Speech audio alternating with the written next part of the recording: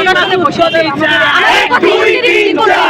আমরা যদি আজকে অনলাইনে দেখি ছাত্র একের পর এক ছাত্র এমন একজন আমি মৃত্যু সজ্জায় প্রায় চলে যাচ্ছে, এরকম একটা পর্যায়ে সে চলে গেছে। একটা দুর্নীতিবাদ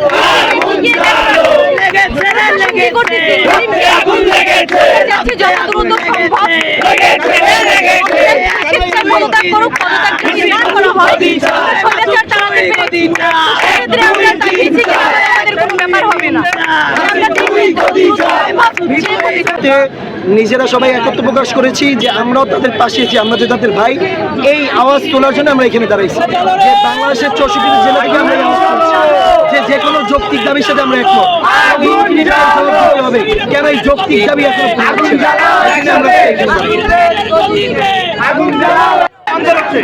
এবং এরপরও ইন্টারিম নির্বাক এবং কোনো ধরনের প্রতিক্রিয়া দিচ্ছে না। এবং কুয়েটের শিক্ষক সমিতি আমরা যতদূর জেনেছি কুয়েটের শিক্ষক সমিতিও এই ভিত্তিকে সাসপেন্ড করার জন্য চক্রান্তে লিপ্ত।